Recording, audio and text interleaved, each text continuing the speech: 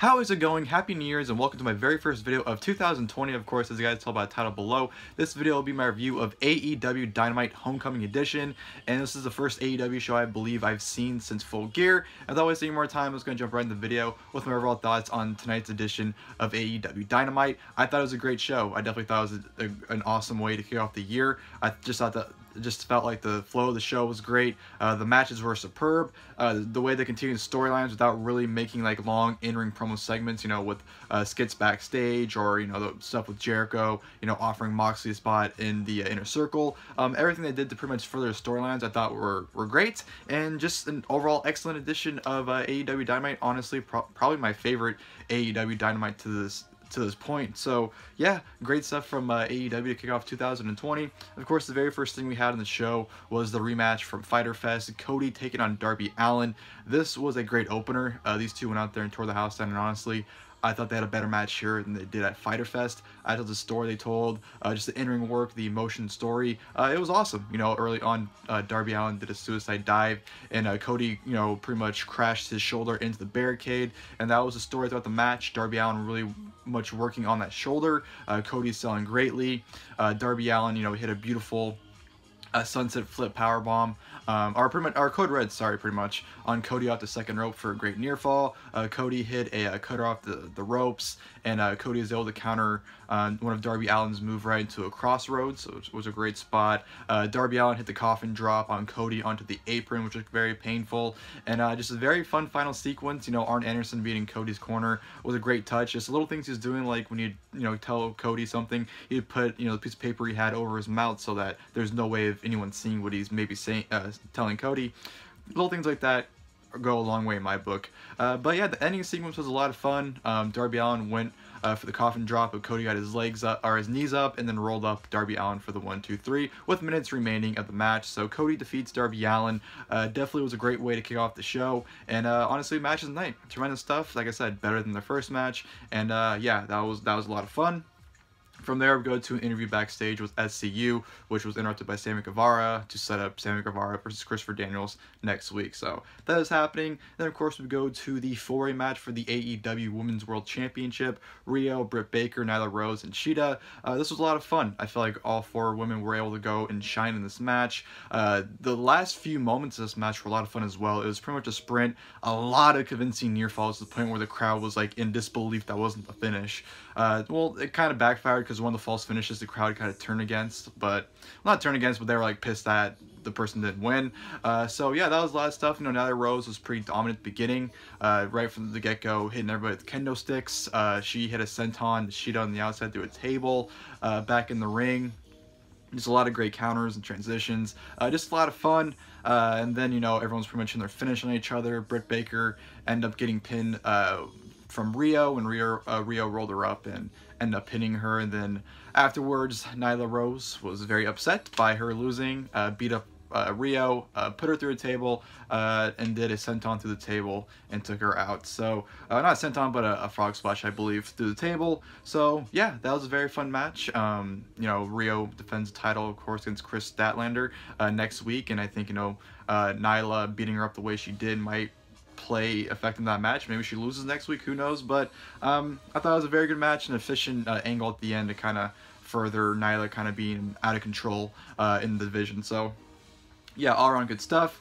Joey Janela interview backstage. He got low blowed by Penelope Ford. That was that. Dark Order vignette, better than a segment, I'll say, so I'll take it. Jon Moxley taking on Trent. This was a really good match, I thought. You know, well, not really good, but it was pretty good. You know, Trent got a lot more offense in than I thought, so that's what, you know, I was more surprised at than anything. Got some near falls on Moxley, especially after the running knee to the back of the head. Great near fall there. Orange Cassidy got involved. Him and Moxley did a whole thing where Moxley put his hands in his, you know, pockets or into his pants like Orange Cassidy did, and just some really good back and forth stuff. They got taken to the outside. Moxley nearly killed Trent with, you know, some lariats. So all around great stuff. Trent tried to get Moxley on the outside. Jumped right into a paradox shift on the outside, back in the ring, eats another one, 1, 2, 3, Moxley defeats Trent. Like I said, pretty good stuff for the most part. Trent, I'm enjoying his singles push. You know, Trent, when he had his little singles run in PWG all those years ago, he was consistently putting on really fun matches, and I feel like, you know, his singles matches on AEW are really helping him shine as a singles competitor as well. So I'm all for Trent singles push, and I thought him and Moxley went out there and had a really good match. Sammy Guevara came out, and then, you know, he was kind of telling, you know, Moxley, like, oh, I get why you come to the crowd now, it's fun, energetic, but what do you think of our offer? Go to the Tron, where it's Jericho introducing the offer to Moxley. He offers him 49% of the inner circle, offers him this amazing 4GT in return, you know, if he accepts the offer. And honestly, if like I was Moxley, I'd be like, shit, sure, I'll take it. And that's a lot of a brand new car, and I get majority of like the ownership. Fuck yeah, why not? You know. So, well, not majority, but almost half of it. But yeah, that I thought the offer was cool. I thought it was a cool way, because they don't really get offers like that in wrestling. You kind of just like, oh, I'll offer you a title match, or oh, I'll give you $100,000 to join, or, you know, something, nothing really out of the ordinary. But to have that happen, you know, Jericho trying to be almost 50-50 on like the quality of it, and then between him and Jericho, obviously, and then to have, you know, like a car too, like, hey, you get this brand new car as well. I just thought it was different. I liked it. But yeah, Moxley said that, you know, he'll give his response or his answer next week. So yeah, that was a great segment. I really enjoyed that one. Jericho's been killing it in AEW, and I've been loving it. You know, I was kind of against him being the first world champion, but he's been making it work as Le Champion, and I've been loving it. So great segment by Moxley and Jericho, which leads into Dustin Rhodes taking on Sammy Guevara. It was a fine match. Dustin Rhodes pretty much attacked Sammy Guevara early on, worked away into the outside. Jake Hager came out, attacked Dustin Rhodes a few times. The referee wasn't looking. Playing at the finish where Dustin gets low blowed by Jake Hager, which leads to Sammy Guevara getting the victory against Dustin Rhodes. So it was fine. You know, it was pretty impressive that Dustin Rhodes hit a Canadian Destroyer on the apron of Sammy Guevara. That was pretty cool. But besides that, nothing really eventful in that matchup. After that, we had a private party interview, which Hangman Adam Page kind of, not interrupted, but he was kind of there and kind of took it over, and then had a drink and then just walked out, and it pretty much just set up a match for next week. So yeah, not really much there, but I guess it was give, you know, private party some airtime without really, you know, being in the ring at least. So that was that. And then we go, of course, to an MJF promo, which he gives his terms to Cody, and which he has to face him in. And his terms were this: they'd have a match at Revolution, but Cody cannot touch him till Revolution, or else the match is canceled. He has to be in a steel cage match with Wardlow.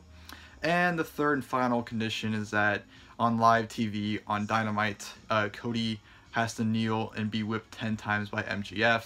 The promo itself was good. You know, I don't think MJF has these blowaway promos that people kind of hype him up to have. At least in my opinion, I don't know, I'm not ever really too impressed when he talks. But it was effective, and, you know, he did a very good job at the end of it. And it kind of got me invested in stuff with Cody, but I don't know, the whole whipping thing just sounds awful. I don't agree with that. But the steel cage match with Wardlow, who looks like the biggest tool in the world, by the way, should be whatever. And I don't know, Cody, you know, usually makes he's a big match person. You know, I didn't think he'd have a good match. Sean Spears had a pretty good one. Him and Dustin was tremendous. Cody, you know, in that position, he delivers no matter who's in the ring with. So I guess I can say I'm pretty, not excited, but I'm looking forward kind of the match with him and Wardlow and steel cage. And obviously a steel cage is a way for him to win without being Wardlow too. So it makes sense. But yeah, pretty good promo for the most part, and you know, kind of gives you a reason to kind of look forward to the feud. Jurassic Express promo backstage, which you didn't really hear much because when Luchasaurus began to talk, they played music over him. So whatever. Riho interview where Britt Baker came out and said that every time she's pretty much had the match won for the championship, Riho somehow snuck her way into winning. So Britt Baker is pretty much just like yelling at her, bullying her for no reason. So that was that. And then of course to go to the main event, which was a 6-man tag team match. Of course, the Elite taking on Pac and the Lucha Brothers. This was a fun sprint here, you know, for about 10-12 minutes. They went there and just had a very fast-paced match. You know, Pac to the outside almost killed himself on his dive, almost hit the fucking wall, but thankfully he didn't. Nick Jackson and Phoenix had a pretty good exchange, so they how they, you know, had in their singles match, which the Bucks did a beautiful exchange with Phoenix where it led into I believe it was Matt rolling Nick into a destroyer or vice versa. One of them gave a destroyer to Phoenix, which came off excellently. So that came off excellent. So I thought that was a great spot there. But yeah, the last few minutes really picked up. Everyone was just pretty much hitting their shit, and then Kenny Omega just absolutely destroyed Phoenix with the V trigger when Phoenix did a springboard, followed by the one-winged angel for the 1-2-3. So the Elite get the victory. My only complaint about this match was like towards the end. It really just seemed like they were like trying to like, I don't know, like it seemed like they were lost. More so the Lucha Brothers, because they're kind of just sitting there. And you can see the Bucks like telling them like hurry up, you know, running out of time. But I guess the Lucha Brothers just weren't really understanding, so it came kind of awkward. They're kind of standing around a whole lot, not doing much, so it was kind of a weird ending sequence. But for the most part, like I said, Omega killing Phoenix with a V-trigger, followed by the one-winged angel, definitely made up for it. And of course, afterwards, the Elite celebrated. Cody came out, and they're inviting Hangman Page to the ring because he was on commentary for that match, but he refused and ended up walking out. So obviously they've been teasing Hangman Page leaving the Elite. But yeah, that was a fantastic main event to end a great episode of Dynamite. Like I said, a great way to kick off 2020. They already have me looking forward to the next 2 weeks. Of course, next week will be the anniversary edition, and of course the week after that will be the Bash of the Beach edition. So AEW in 2020 has had me more invested than they've had me invested towards, you know, the last month or two of 2019. So AEW is definitely doing a great job so far in 2020, and I'm looking forward to seeing how their year progresses. So that is my first video of 2020. Hope you guys enjoyed the video. If you guys did, excuse me, please feel free to leave a like below, and of course, until next time, I'll see you guys there. Thank you guys for watching the video, and Happy New Year.